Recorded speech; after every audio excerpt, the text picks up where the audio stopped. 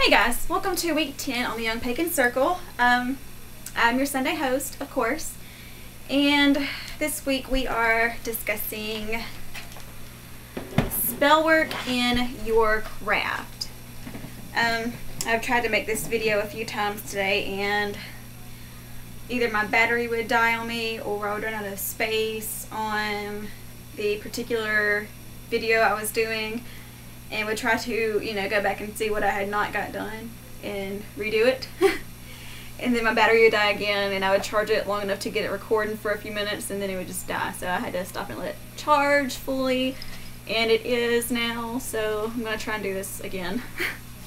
It's like the 100th time today. Not 100, but like probably 6. Anyway, spell work in your craft. First question, how do you use spell work in your craft?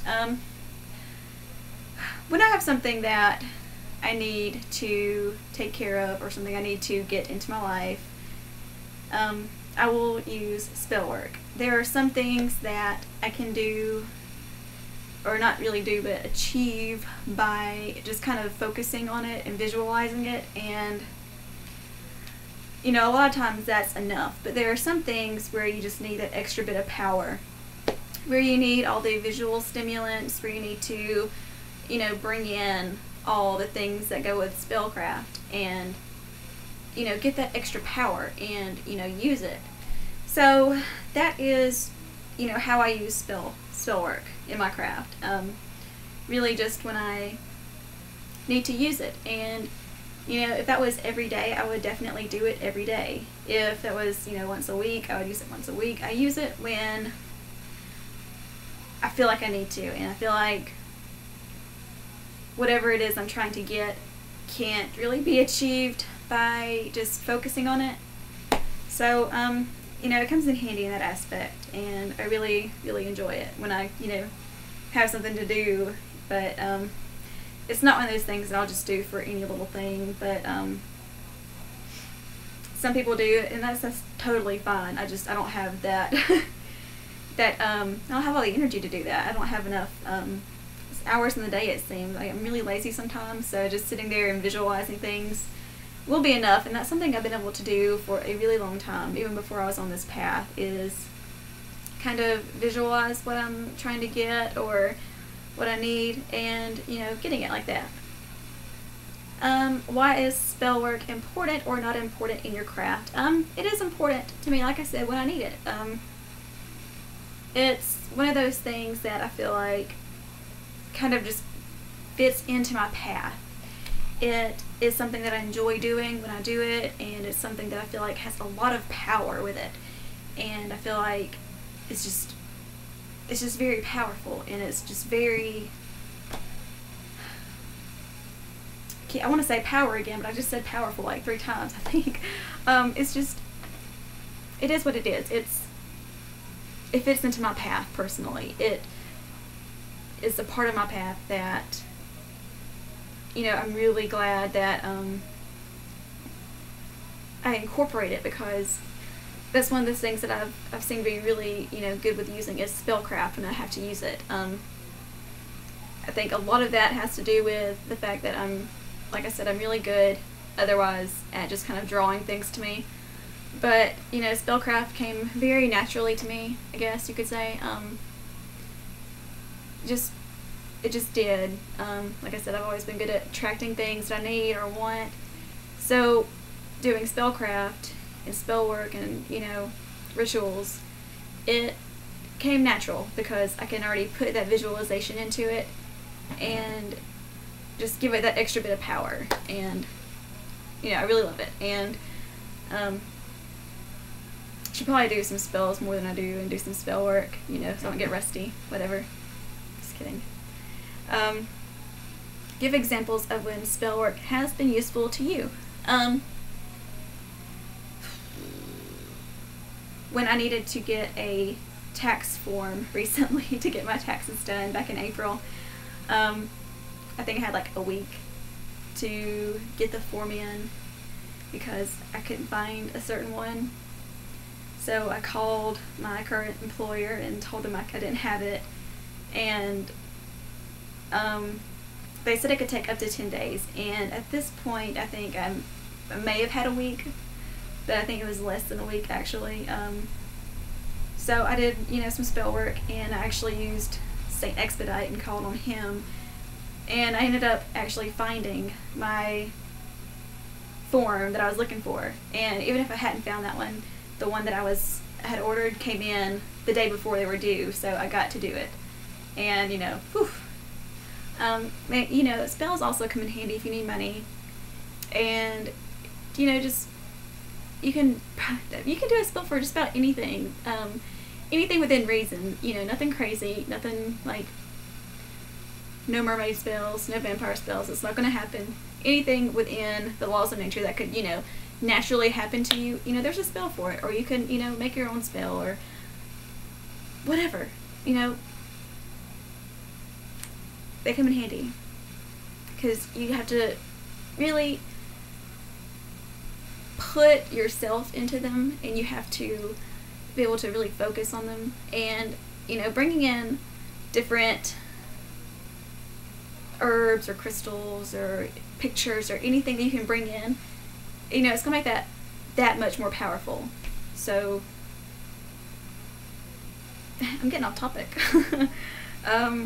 Okay, are there any ethics or rules you follow when it comes to spell work? I really only have 2 that I follow, and they are to not harm anybody. You know, I would never do anything that's going to hurt another person. Now that could get into like hexes and curses and things like that, and I've not been in a situation where I've had to do a hex or a curse, but to me those don't follow what I'm talking about.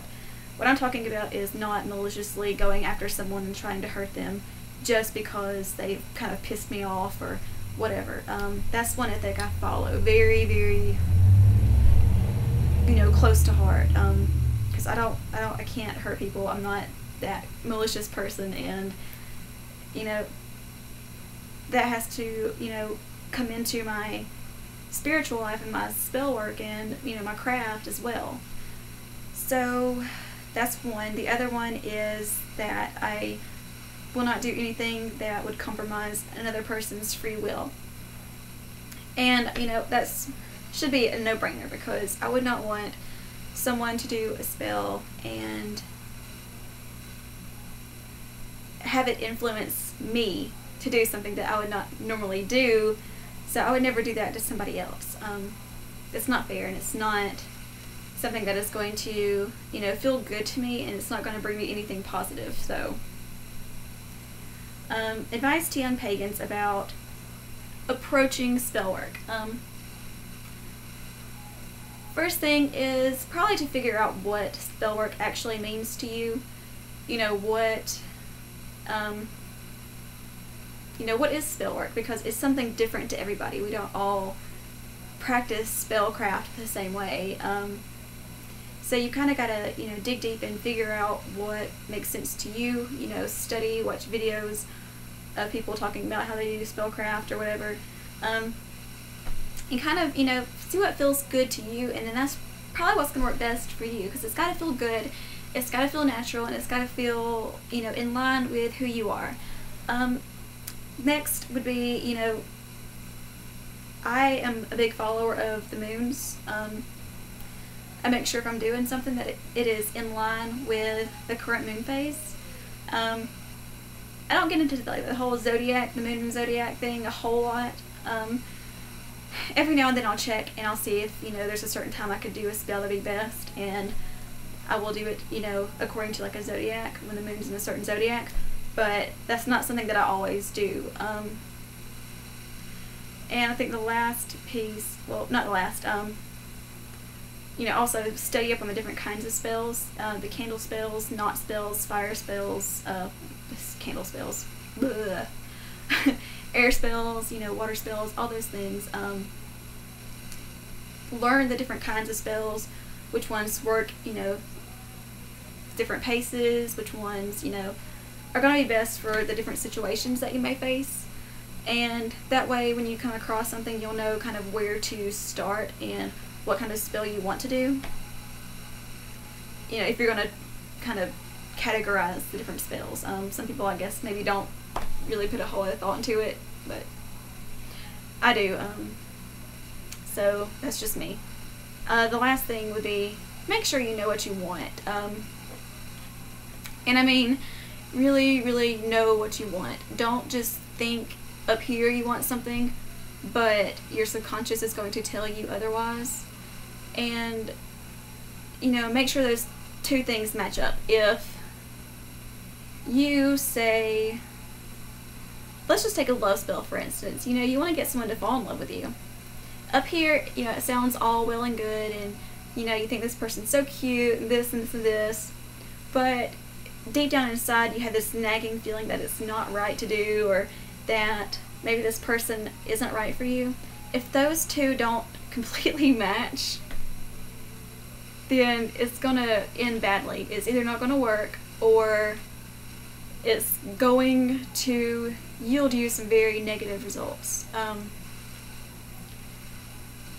We get so much negativity put into our lives from, you know, family, friends, you know, media, just everything around us, to the point where a lot of times we don't feel like we deserve certain things, or we're not good enough for a certain thing, or, you know, whatever.